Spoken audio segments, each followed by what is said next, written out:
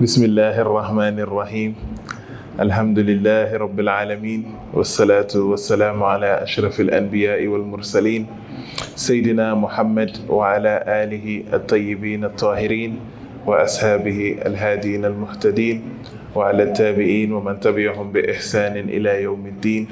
أما بعد، السلام عليكم ورحمة الله تعالى وبركاته.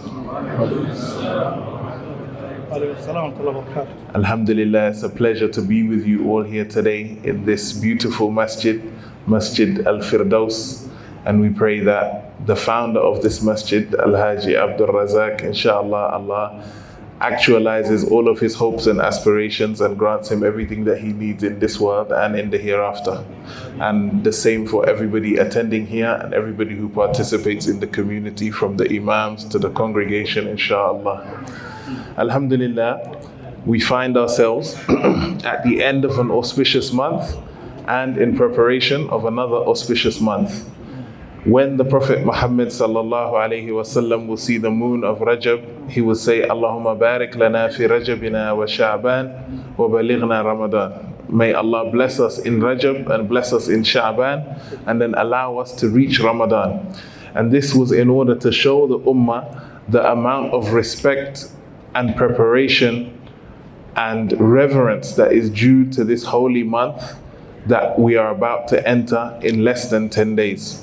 The fact that the Prophet ﷺ 2 months before the month of Ramadan was already making dua that he would be able to reach the month of Ramadan shows us the importance of this month and shows us the significance of this month. Not only that, but we know that the Prophet Muhammad ﷺ, when this month appeared, he told us that the month is divided into 3 parts. The first part of the month is rahmah, which is mercy from Allah subhanahu wa ta'ala. And then the middle part of the month is maghfirah, which is forgiveness from Allah subhanahu wa ta'ala. And then the last part of the month is freedom from the hellfire. And so everything that we can hope for in this world and the next, which is the mercy of Allah subhanahu wa ta'ala, the forgiveness of Allah for all of our sins, and for us to be free from the hellfire, as we pray to Allah subhanahu wa ta'ala when we say Rabbana atina fid dunya hasanatan wa fil akhirati hasanatan wa qina adhaban nar, can all be achieved with the blessings and the barakah of this month. Not only that, but we know that the Prophet sallallahu alaihi wasallam described to us that when the month of Ramadan appears, all of the doors of the hellfire are closed and all of the doors of paradise are open and all of the shayateen are chained. And so the negative influences that take us away from the path of Allah subhanahu wa ta'ala are limited, and the positive influences that will take us to Allah subhanahu wa ta'ala are increased. In that same vein, we can conclude then that Allah wants to make this month an excuse for Him to enter us into Jannah. For most of us, we've been taught to or trained to believe that Allah is some kind of person or some kind of being that wants to drag us to the hellfire and is looking for any excuse to put us in the hellfire. But if you look at the mercy that Allah wants to show us in this month, the fact that the doors of hellfire are closed and the doors of paradise are open, the fact that He guarantees us His rahmah and His maghfirah and freedom from the hellfire, and the fact that in this month the deeds that we do are multiplied, so the person that does, for example, one good deed will have the reward of doing it 70 times or more. All of these are things that show us that Allah wants us to enter Jannah, and He wants us to make the most of this month to enter Jannah. All we have to do is do a little effort, a minimum effort, and strive to approach Allah in this month, and Allah has an increased reward for us in this month. And we know that the night prayers are also something that we have virtuous in this month, and anybody who stands in the night prayers, Eman wa ihtisaban, with full faith and with hope from the reward of Allah subhanahu wa ta'ala, that Allah will forgive all of their past and future sins, insha'Allah. And so Ramadan is a month of mercy. Ramadan is a month of blessings. But what is the way in which we can benefit the most from the month of Ramadan, and how do we maximize from the blessings of the month of Ramadan? This is the question that each and every single one of us should be asking ourselves when it comes to approaching the observance of the month of Ramadan. And the most important aspect of the month of Ramadan when it comes to observing it is, of course, the fasting in the month of Ramadan.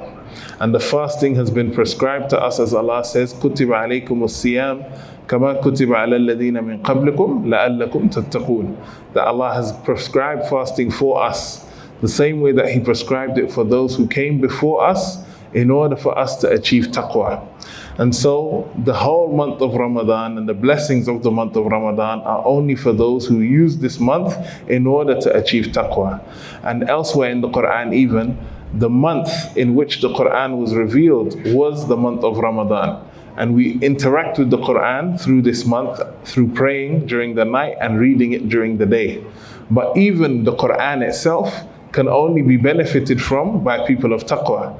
Because Allah tells us in the Quran, ذَلِكَ الْكِتَابُ لَا رَيْبَ فِيهِ هُدًى لِلْمُتَّقِينَ. That this is a book in which there is no doubt, and it's a guidance, a huda for the muttaqeen.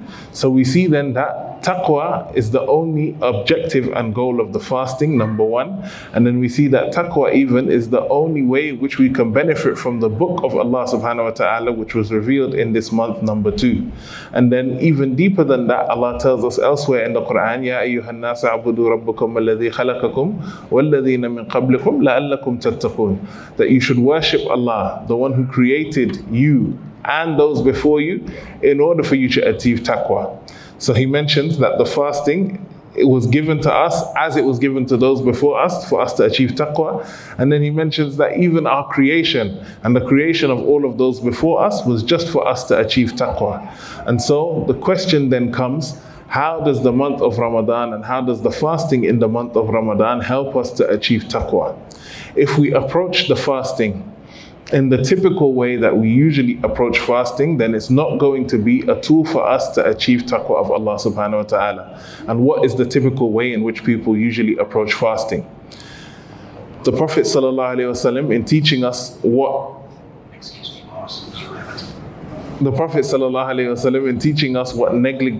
negates the fast, says that the fasting person, if they eat or if they drink or if they engage in any sexual activity during the daylight hours, then their fast is invalid. And for most of us, we start and we begin our fast with that. But the Prophet sallallahu alaihi wasallam, in a hadith narrated by Imam Bukhari and narrated by Imam Muslim, has said, people have fasted and not gained anything from their fast except hunger and thirst. How many people have fasted, meaning they approach this month and they follow all of the rules of the Sharia outwardly, but they do not achieve anything from their fast except hunger and thirst? What is the difference between those people and the difference between the people who have achieved what they're supposed to achieve from their fasting in the month of Ramadan? In order to answer this question, we need to go back to another hadith, which is a very famous hadith narrated by Imam Muslim and taken and narrated in the Arba'een al-Nawawiyah, so the 40 hadith of Imam al-Nawawi, in which these 40 hadith are said to be the most important ahadith of the deen and the most essential ahadith of the deen. And there's a hadith in there that is narrated by Sayyidina Umar ibn al-Khattab, the Khalifa of the Prophet sallallahu alaihi wasallam and the father-in-law of the Prophet sallallahu alaihi wasallam. And this is a very famous hadith called the hadith of Jibra'il. And in this hadith, Sayyidina Umar describes that the Sahaba were gathered around the Prophet sallallahu alaihi wasallam, and a man came to join their gathering, and his clothes were of the whitest of white and his hair was of the blackest of black. And he was somebody that they had never seen before, but the appearance of traveling had not been seen on him. You know, usually if you're traveling through the desert to arrive at a place, because this is someone they'd never seen before, they would expect him to be a traveler. But if you had traveled through the desert to get to where they were, then you would have had the signs of travel upon you, meaning your clothes would have been dusty, your hair would have been disheveled, and you wouldn't look as somebody who would be fresh in appearance. But this person looked fresh in appearance, and they approached the Prophet sallallahu alaihi wasallam and sat opposite the Prophet sallallahu alaihi wasallam to the point that his knees touched the knees of the Prophet sallallahu alaihi wasallam. And then he began to ask the Prophet sallallahu alaihi wasallam questions. And so the first question he asked the Prophet sallallahu alaihi wasallam is, "Akhbirni an al-Islam." Explain to me what Islam is. And the Prophet ﷺ responded by describing the 5 pillars of Islam. He said, Islam is to believe in Allah subhanahu wa ta'ala and His messenger, or bear witness rather to Allah subhanahu wa ta'ala and that I am His messenger, and to establish salah, and to pay your zakah, and to fast in the month of Ramadan, and then to go on Hajj if you have been given a means and a way to go on Hajj. And then the man responded to the Prophet ﷺ and said, Sadaqta, you told the truth. And usually when the Sahaba ask a question to the Prophet ﷺ, they are asking a question that they don't know the answer to, and so they wait to hear the answer. And if the Prophet ﷺ was to ask them a question, they would always respond, Allah wa Rasuluhu a'lam, that Allah and His Prophet know best. But in this situation, this was something they'd never seen before, where the man asked a question and then he confirmed the authenticity of the answer. And then the Prophet ﷺ was asked by this man, Akhbirni an al-Iman. Please explain to me what Iman is, belief. And the Prophet ﷺ then replied, An tu'minu billah, to believe in Allah, wa malaikatihi, and His angels, wa kutubihi, and His books, wa rusulihi, and His messengers, and that everything good and bad is from Allah subhanahu wa ta'ala, qadr, and that you should believe in the last day. And then the man replied, Sadaqta, you told the truth. And then the final question that he asked before he asked him about the day of judgment is, Akhbirni an al-ihsan. Tell me what ihsan is, tell me what excellence is. And he responded, An ta'budullah ka'annaka tarahu, to worship Allah as if you see Him. Wa in lam takun tarahu fa innahu yarak. And if you do not see Him, you know and you are well aware that He sees you. And the ulama describe this as muraqaba and mushahada. Muraqaba is having the reflection of the presence of Allah subhanahu wa ta'ala, and that Allah is constantly with you with His knowledge. Wa huwa ma'akum aynama kuntum. And then mushahada is you witnessing Allah subhanahu wa ta'ala and worshipping Him as if you can see Him. فَأَيْنَمَا تَوَلَّوْا فَثَمَّ وَجْهُ اللَّهِ. All of this can be found in the Quran itself. And so what does this then now have to do with fasting? When the Prophet ﷺ, this man left the gathering, the Prophet ﷺ asked the Sahaba, do you know who that was? And they replied, the usual reply, Allah wa Rasuluhu a'lam, Allah and His Messenger know best. And then the Prophet ﷺ responded to them and said, this was Jibreel and he came to teach you your deen. Meaning that the deen of Islam is not just Islam. The deen of Islam has 3 levels. It has Islam, Eman, and Ihsan. And so anything you do as a part of this religion can be done on the level of Islam, it can be done on the level of Eman, or it can be done on the level of Ihsan. And we know this, and this is confirmed in the Quran, because when the Bedouin Arabs came to the Prophet ﷺ, and Allah describes this, He says, قَالَتِ الْأَعْرَابُ آمَنَّا, that the Arabs have said, we believe. And then He told the Prophet ﷺ to say, قُلْ, say to them, لَمْ تُؤْمِنُوا, you don't believe, وَلَكِنْ قُولُوا أَسْلَمْنَا, but say that you have become Muslim, you have submitted. وَلَمَّا يَدْخُلُ الْإِيمَانِ فِي قُلُوبِهِمْ, and Iman has not entered into their hearts yet.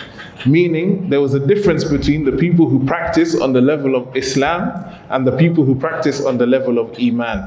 And when the people who claimed that they were believers, mu'mineen, approached the Prophet ﷺ and said they believed, Allah commanded him to tell them that they have not reached the level of Iman yet. And so this then applies to all of our acts of worship according to the Sharia of the Prophet Muhammad sallallahu alaihi wasallam.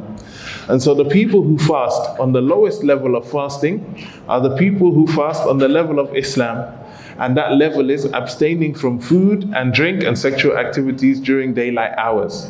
But are these the people that are going to benefit from their fast in the sight of Allah subhanahu wa ta'ala? And do we want to be from amongst the people of Islam only? Or do we want to be from amongst the people of Islam, Iman and Ihsan? And so the ulama, when describing the level of fasting, have said, yes, if you abstain from food and drink and fast and sexual activity, your fasting is sound according to the Sharia. But in reality, we have other ahadith from the Prophet ﷺ that indicate that there's a deeper level to the fasting. For example, the Prophet ﷺ in an authentic hadith has said, for the person who does not give up lying and vain speech, Allah has no need for them to give up their food and their drink. In another hadith, the Prophet ﷺ was telling somebody that when you're fasting, fasting is supposed to be a protection for you. And so when somebody approaches you in order to argue with you, you should tell that person, I'm fasting. So the fasting person is someone that shouldn't be engaged in using their tongue for vain speech, or shouldn't be engaged in using their tongue for anything that's negative activity. And in many other hadith, the Prophet ﷺ, as we mentioned earlier, has said, how many people fast and they do not gain anything from their fast except hunger and thirst. And so then what will take your fasting from the level of fasting in Islam to the level of fasting in Eman? The level of fasting in Islam is just, as we mentioned, the food and the drink and the sexual activities. But the level of fasting in Eman, according to the ulama, is the fasting of all of the 7 limbs. And these 7 limbs have been described by many of the ulama, such as Ibn al-Qayyim and Imam al-Ghazali, when they describe the science of purification of the heart. And so what they've mentioned is that the human being has 7 gateways to the heart. And we know that the heart is the place in which Allah describes through the Prophet ﷺ that the heart is the piece of the body, that if it is bad, then everything will be bad, but if it is good, then everything will be good. As Ibrahim describes in the Quran, يَوْمُ لَا يَنْفَعُ الْمَالُ وَلَا بَنُونَ إِلَّا مَنْ أَتَى اللَّهَ بِقَلْبٍ سَلِيمٍ. That the only thing that can benefit you on Yawm al-Qiyamah is coming to Allah with a pure heart.